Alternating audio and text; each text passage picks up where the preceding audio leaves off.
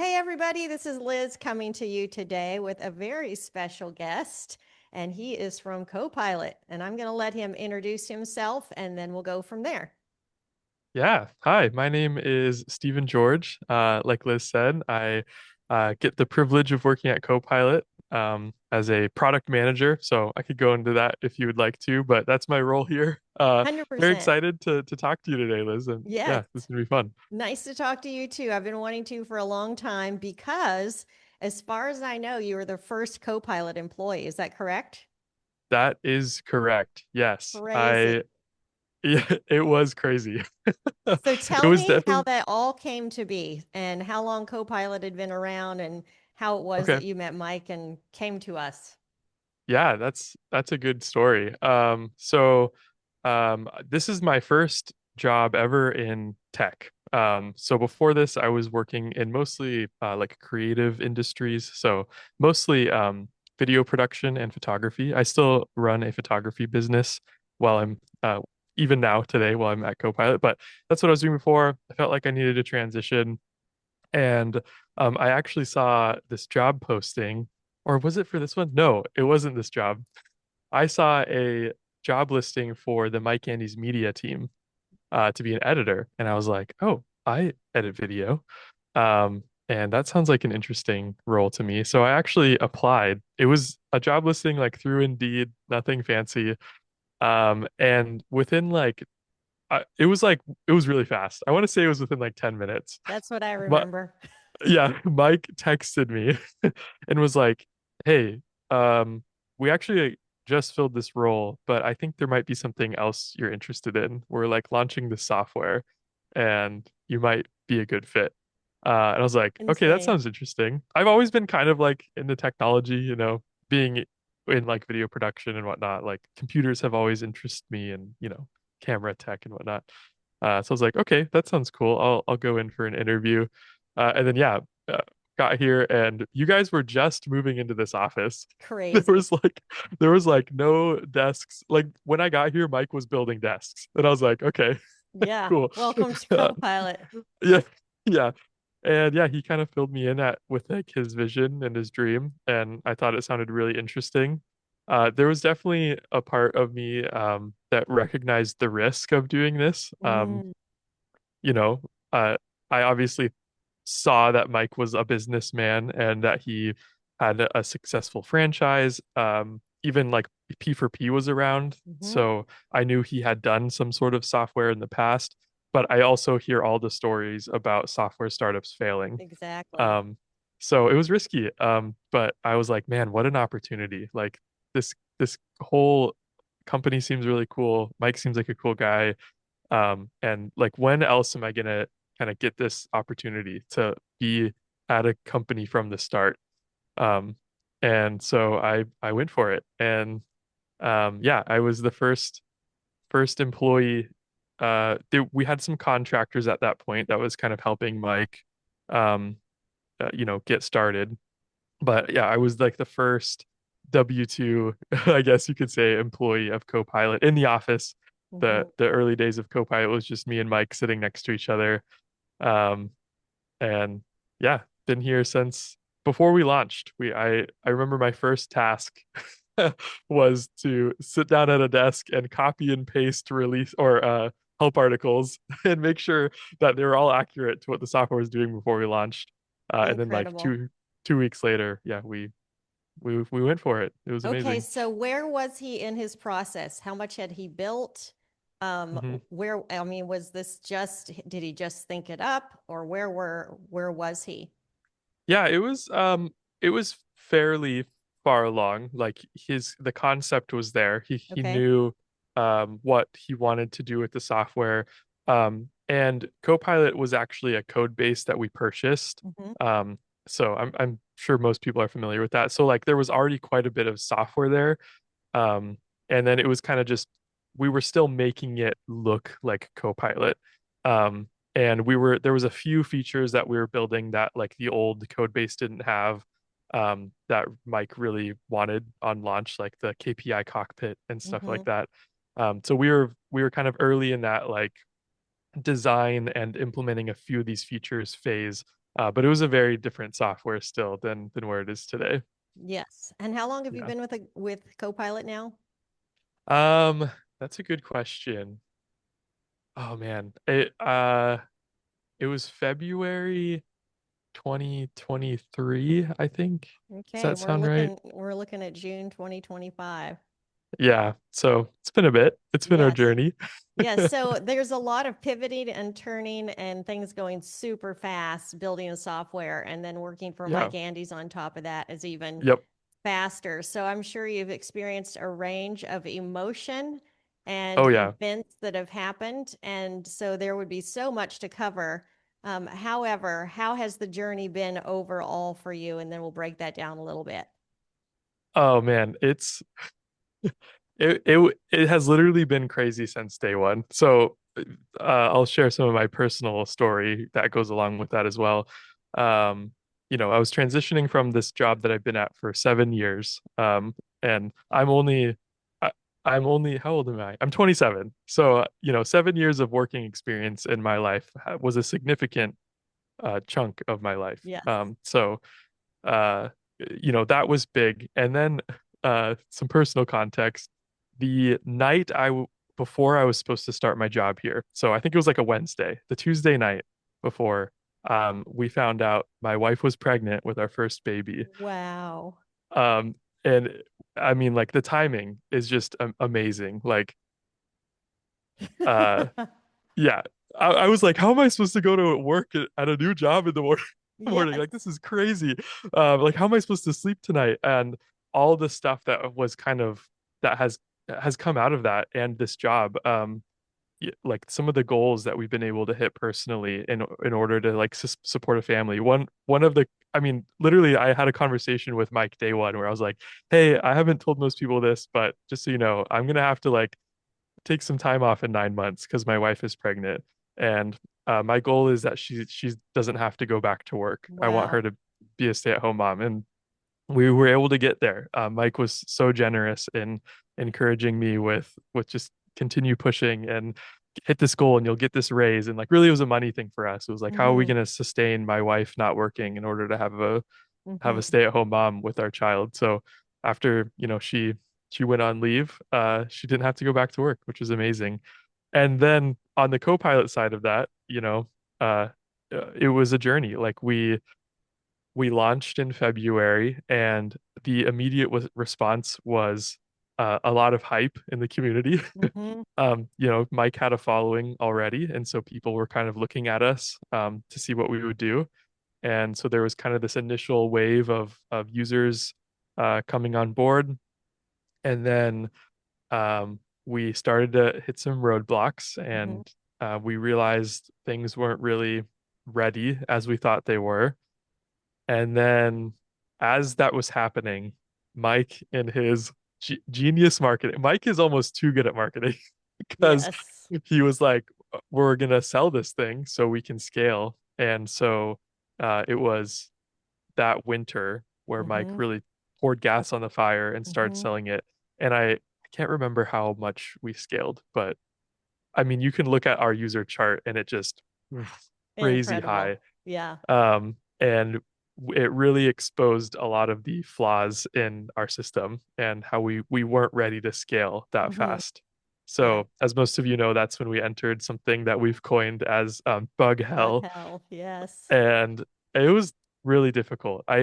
Um, it really challenged all of us, including Yes. myself, every single day coming into the stress of not only like we have this broken thing that people are relying on and how do we fix it, but even just the stress of like there are people that uh are depending on our software to Yes.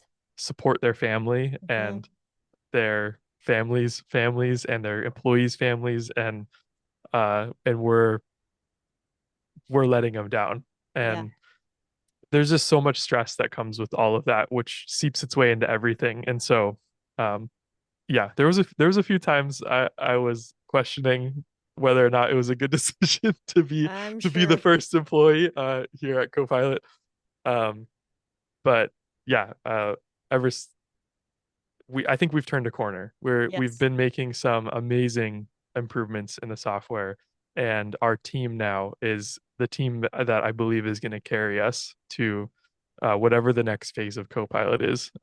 We have extreme talent and we've scaled, Mm-hmm. we have not just a few talented people, we have many talented people that really, my inexperience in this industry, I just get to like be in the room with them and Yes. absorb the Yes. their experience and their talent and see how I can with my own unique skills and perspective apply those things. Mm-hmm. And so the future's bright. It's definitely been a journey, but I'm excited where we're going. Yeah. So every time you looked at your finances and knew that you needed to make more money, and then you approached Mike, did he put you in another role or did he add another element to it? Or did he give you more responsibility and give you some benchmarks to move towards? And then that being said, like how has your role changed?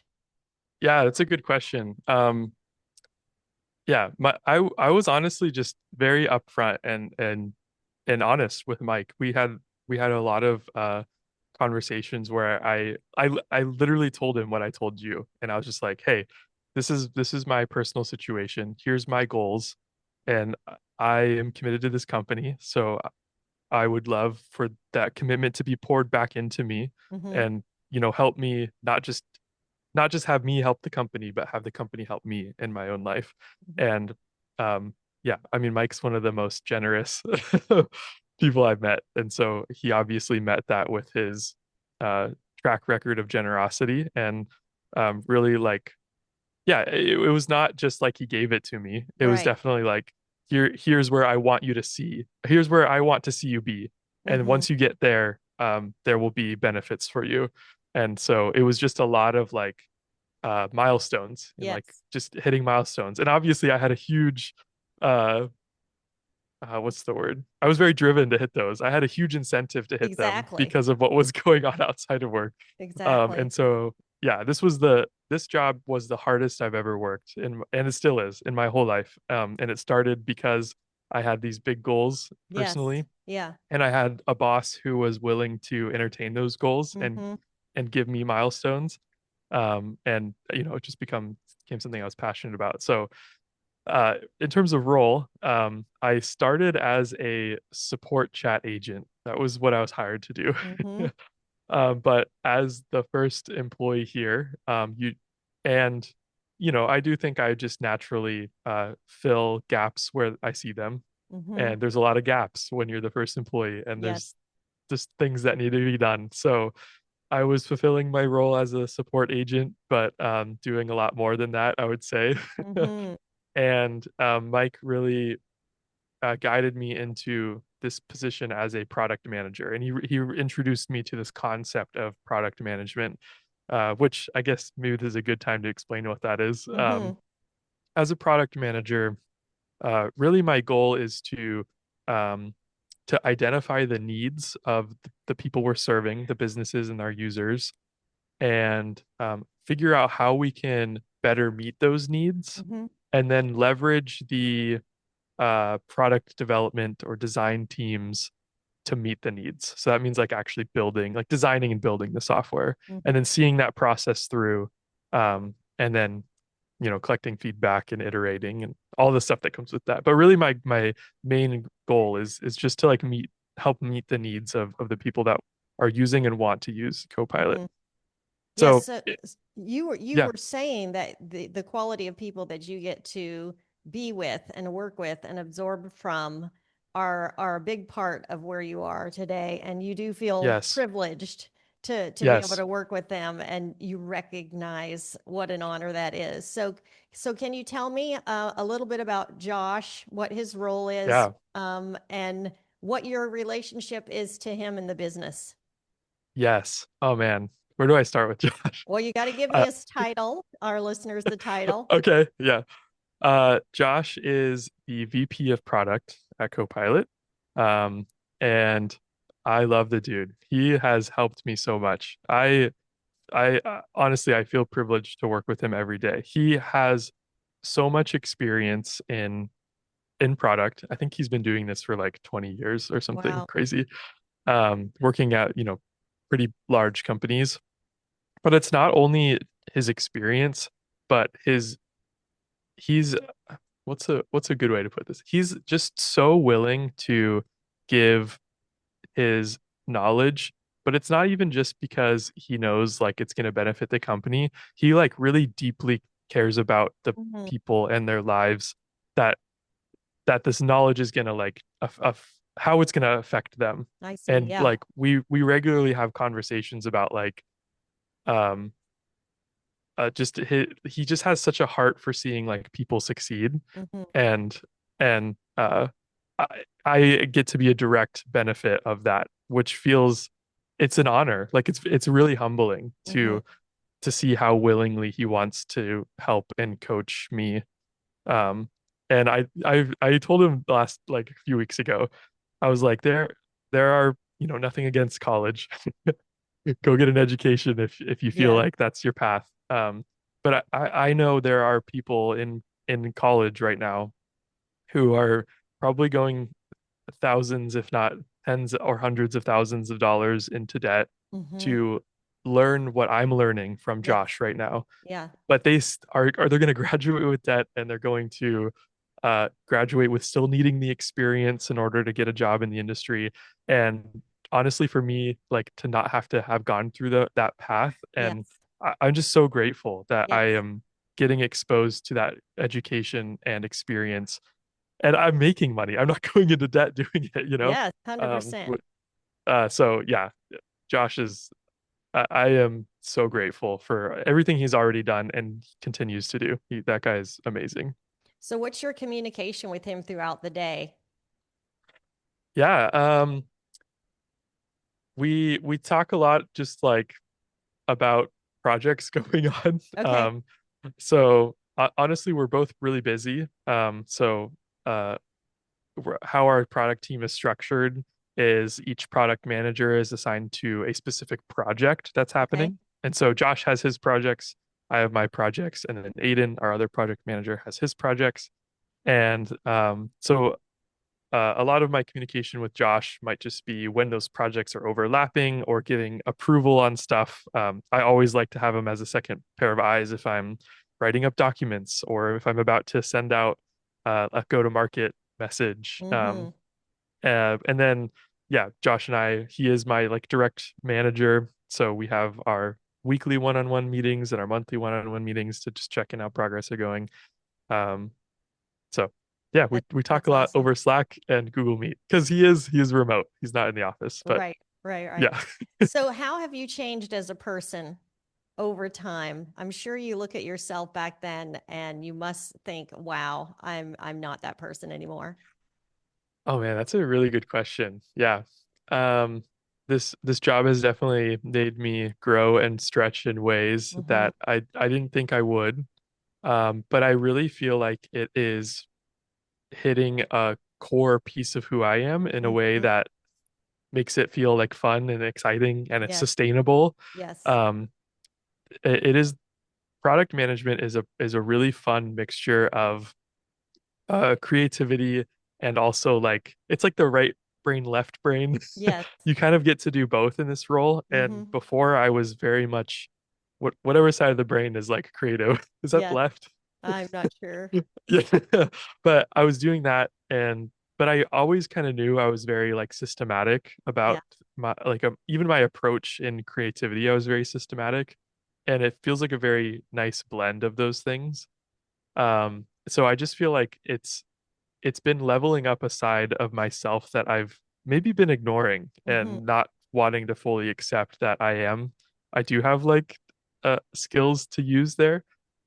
So yeah, looking back at myself, I'm a better communicator. Yes. Um, I I'm more organized. I'm Hmm. more willing to find where things can be optimized and actually like make it efficient. And I'm more driven um to grow. Like I recognize that to in order to grow, I have to be willing to take on more things Yes, without giving up my old things and my exactly. old responsibilities. So I'm Yes, more driven to like optimize my responsibilities to just keep taking on more. yes, totally. Um, which is awesome. I've also seen a really nice benefit in like I have a photography business outside Hmm. of my work here, and just like the absorption of business knowledge that you get Exactly. from being in this environment's Yes. amazing, and I've seen benefits there as well.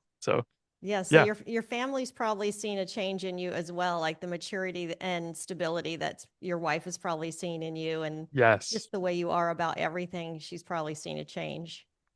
Oh yeah, yeah. I if I were to ask her, I'm sure she would say that she's seen, yeah, a maturity, even like a confidence. Yes. Y- uh, so a personal story. A few months ago, I really wanted to get involved in this nonprofit, Mm-hmm. this local nonprofit, and I eventually was voted on as a board member, and I'm now serving as a board member at this nonprofit. And I was looking back, and I was like thinking, would I have had the confidence to be like, Right. to go to a nonprofit and be like, hey, I have something that I know I can contribute, Wow. and like I know I have value I could give here, Yes. and do you guys want it? And they obviously did. That's Incredible. why I'm on the board. But I don't think I would have done that a few years ago. I think that there's a level of recognizing your value Yes. that took, you know. That's so true. So, something that you and I have in common, which you probably never thought of, is that I was there at the very beginning of Augusta and you were Okay. there at the very beginning of Copilot. Yeah. And if you are the one that's there at the very beginning, you work very closely with the CEO all day Yes. long. You're bouncing things off each other. You are the person that they talk to and you're the person they have Yes. confidence in. And everything is revolved around the two of you. But as time goes on, you're going to get so busy.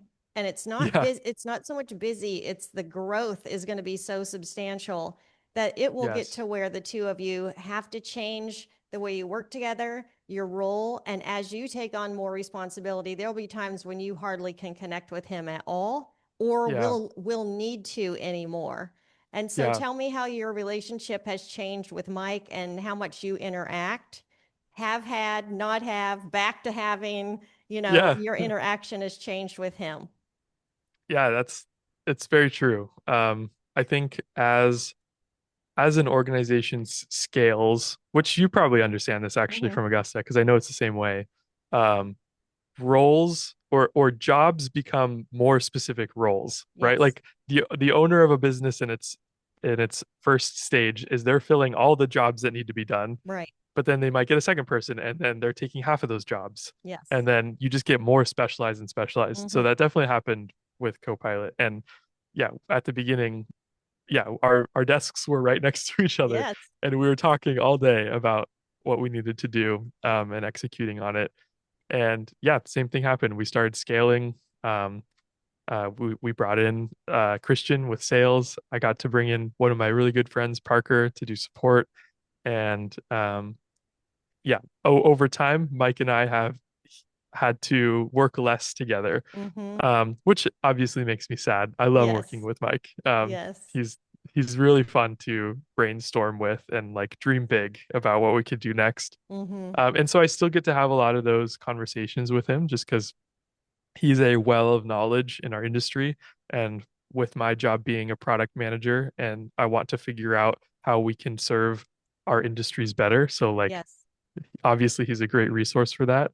But yeah, I do think there was uh uh I don't know if it was like a level of like trust or confidence that Mike had to have with me in order to be like, okay, I we've done this task together, or we've served this role together, but like now it's yours, and I like Yes. know you can do that job. Hmm. And so it frees up his time because obviously his time is very valuable. Hmm. Um, and so yeah, we just kept kind of doing that over and over again. And then I got to do that too. Like I was building up our support process, and then I hired my friend Parker, who works here still.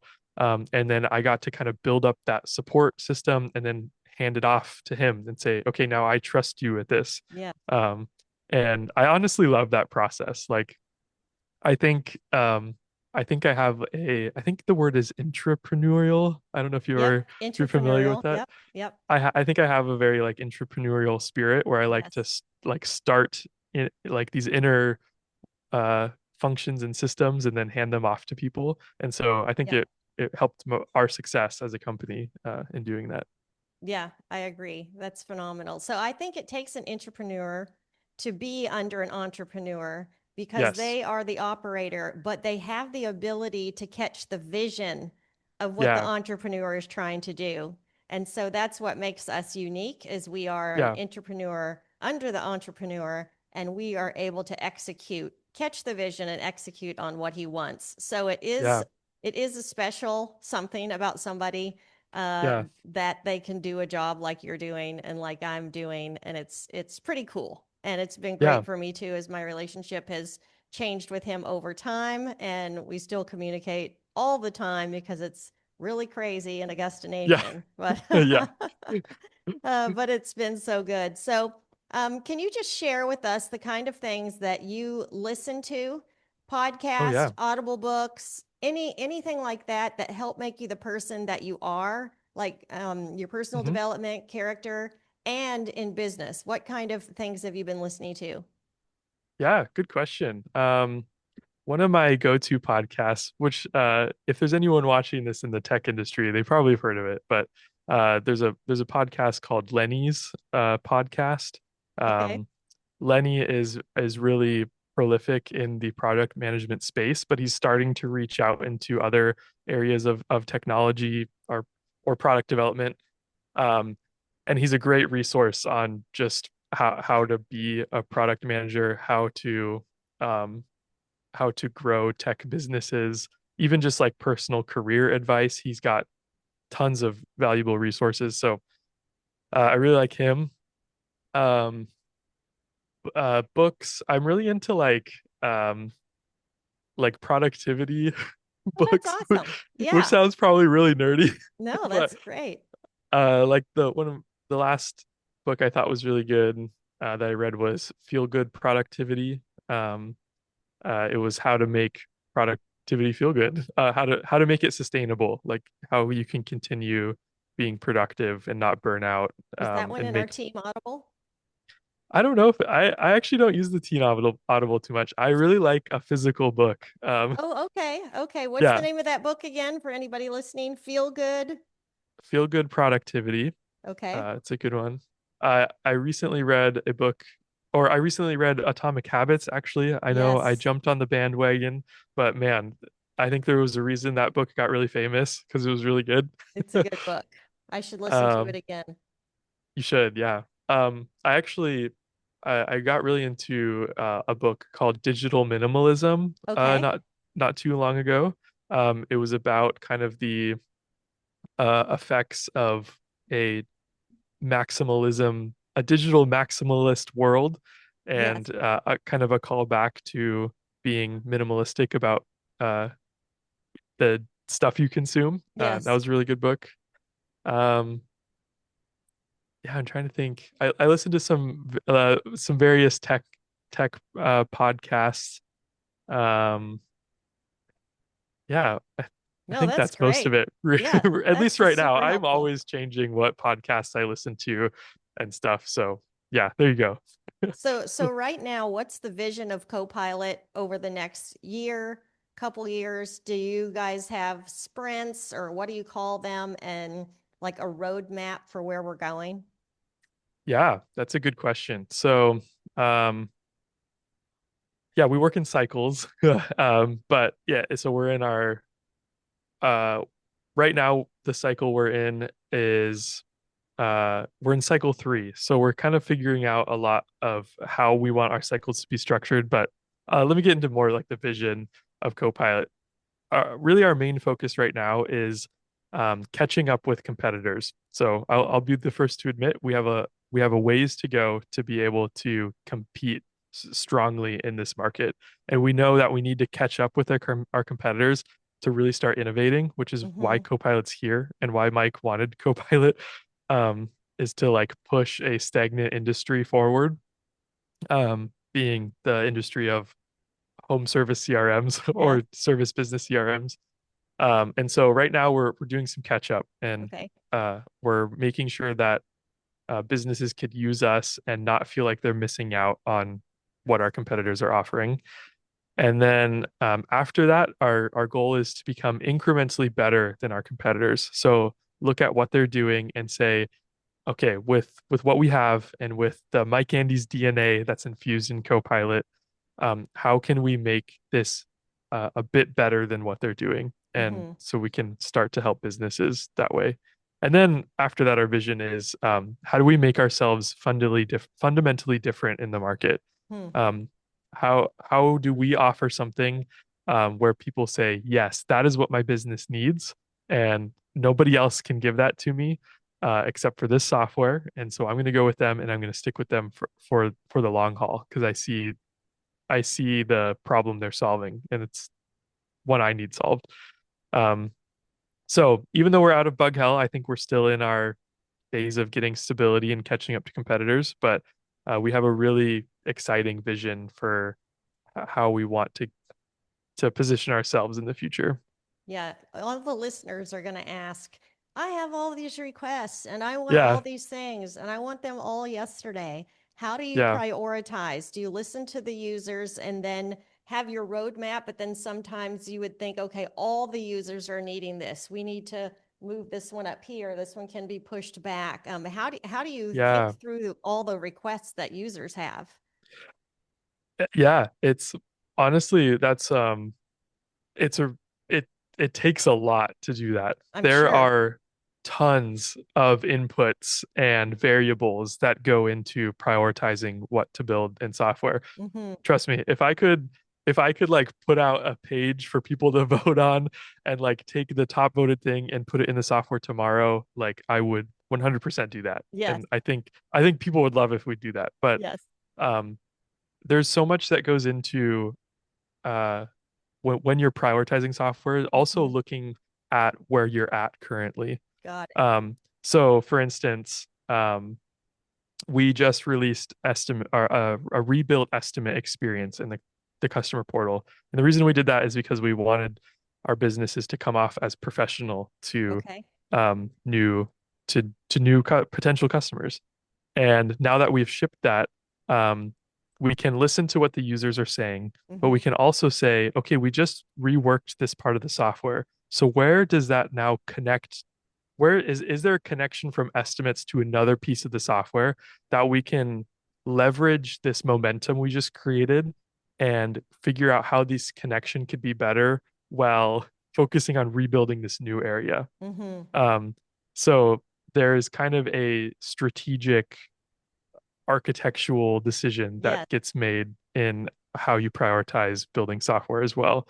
Um, and then, yeah, mostly it's just feedback from the users and then various stakeholders. So the users are always number one. We want to solve their problems first, but sometimes we might get a request from support that would make support better. Yes. Um, and we have to prioritize those internal stakeholders as well. And so, yeah, there's a ton of signals, and I think we're still figuring out how to best listen to all those signals.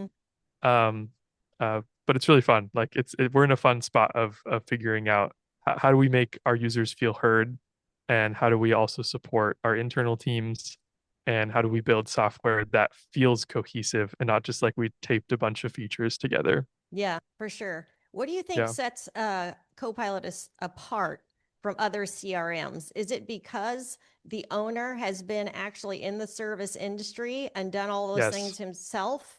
And because he's felt it, he's known it, he's known, let's say if you're in the lawn care business, how to route, how to dispatch, what happens to this automation, how it triggers that one and that one. So do you Yeah. think that's the competitive advantage, or is it the deep, or does that create the deep care that somebody like Mike has for the users? Hmm. Is that the motivating factor and the differentiating factor, do you think, in Copilot? Yeah, I think there's several. I think that one's really big. Um, yeah, having Mike as a resource has definitely given us an advantage and will continue to give us an advantage. Mm-hmm. Um, so much valuable insights come from his experience running and building Augusta. Um, and so, oh, sorry, I got a notification that kicked me out of Zoom. Okay. Um, uh, and then yeah, I think Mike has kind of infused that care into our team Mm-hmm. for these businesses. And like I can genuinely say that everyone on this team wants to see these businesses succeed. And Yes. so there's just kind of like a drive there that maybe some businesses don't have. Like Mm-hmm. if they're just there to make money, uh, they're not going to really care about serving your business well. Yeah. Which I'm not saying people do that, but I do think Mike has instilled that in us. I also think we have our team is amazing. The people we've been hiring and expanding to are genuinely talented and experienced individuals. And I don't think there is another software building team that has the creativity and um, uh, yeah, the uniqueness of Mm-hmm. about how we like tackle situations that our Mm-hmm. team does. So I think it's this like very interesting blend of like experience in the industry, all the insights and knowledge that come from that, and then this team that can take those and like really figure out creatively and systematically, thoughtfully how to solve those problems. Mm-hmm. I think that's going to set us apart in the long run. I believe that too. So, Yeah. in closing, do you have any advice for young men who have been to college or not been to college and want to be in the space that you're in and, like you, had no idea what the future would hold for them? What Yeah. kind of advice would you give to them? Oh man. Um, I think I think first and foremost, I would say like uh without trying to sound cheesy and like I know this could mislead people, but like with a stipulation, follow your heart. Mm-hmm. Um I think I think if I would have recognized that my previous roles before this one were not serving me as a person and like how much more I had to give, Mm-hmm. um I think I would have transitioned even sooner and been able to be wholly me in Yeah. my work Yeah. and have the business actually benefit from me operating as myself. Mm-hmm. And so like follow your heart in the sense of like I think if you are introspective about your experience about like what you're doing in college or what you're doing in your current role and you see things that don't fit or things that you are not genuinely passionate about, I think you should ask yourself some questions and see like, is this really where I'm supposed to be at? Yeah. And is there a better place?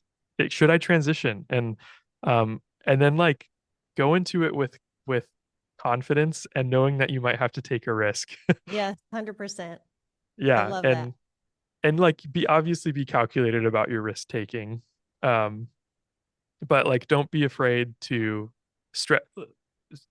Sometimes when you're about to stretch or grow, it can feel risky Mm-hmm. because you've never done it before and it can feel uncomfortable. I know it's shied me away in the past of just like knowing, hey, I'm about to do something that's kind of scary. But sometimes that's like a really good indicator that you're about to like grow. And you're about to become like either like a better person or you're about to become more you. You're about to fulfill parts of yourself that you haven't done yet. And so don't let that like fear shy you away from what you're called to do, I guess. That's great. Is the way I put it. Well, Yeah. thank you for your time today to give us a window into you as being the first employee of Copilot. Yeah. And people will feel more connected to you and the users and those that you work with, that there's things you might not even know about. They may not know about you and how this all came to be. And so I know you're busy. I'll let you get back to it. But thank you Yeah. so much for your time today. Yeah. Thank you, Liz. It was awesome to be here. Thank you for asking me to be on. It was an honor. So Yeah, hopefully we get to it do was an another one honor in to the have you. future. Okay, thank you. Bye-bye. All right. See you, Liz.